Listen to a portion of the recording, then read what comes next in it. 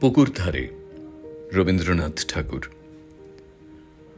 দোতলার জানলা থেকে চোখে পড়ে পুকুরের একটি কোণা।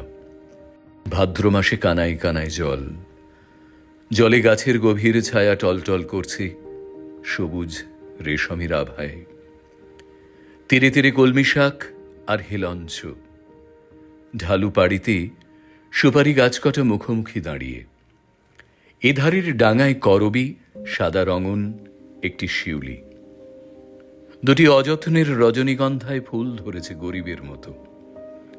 বাঁখারি বাঁধা মেহেদির বেড়া, তার ওপারে কলা পেয়ারা নারকেলের বাগান, আরও দূরে গাছপালার মধ্যে একটা কোঠা বাড়ির ছাদ। ওপর থেকে শাড়ি ঝুলছে, মাথায় ভিজে চাদর জড়ানো গা খোলা মোটা মানুষটি ছিপ ফেলে বসে আছে বাঁধা ঘাটের পৈঠাতে। ঘন্টার পর ঘন্টা যায় কেটে। বেলা পড়ে এলো, বৃষ্টি ধোয়া আকাশ, বিকেলের প্রৌঢ় আলোয় বৈরাগ্যের ম্লানতা। ধীরে ধীরে হাওয়া দিয়েছে, টলমল করছে পুকুরের জল, ঝিলমিল করছে বাতাবি লেবুর পাতা। চেয়ে দেখি আর মনে হয় এ যেন আর কোনো একটা দিনের আব ছায়া। আধুনিকের বেড়ার ফাঁক দিয়ে দূর কালের কার একটা ছবি নিয়ে এলো মনে।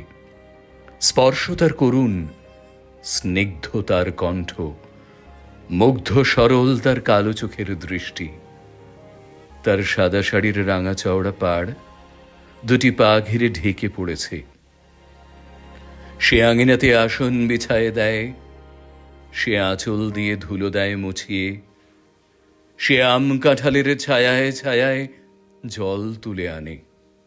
তখন দোয়েল ডাকে স্বজনের ডালে, ফিঙে লেজ দুলিয়ে বেড়াই খেজুর ঝোপে। যখন তার কাছে বিদায় নিয়ে চলে আসি, সে ভালো করে কিছুই বলতে পারে না। কপাট অল্প একটু ফাঁক করে পথের দিকে চেয়ে দাঁড়িয়ে থাকি, চোখ ঝাপসা হয়ে আসে।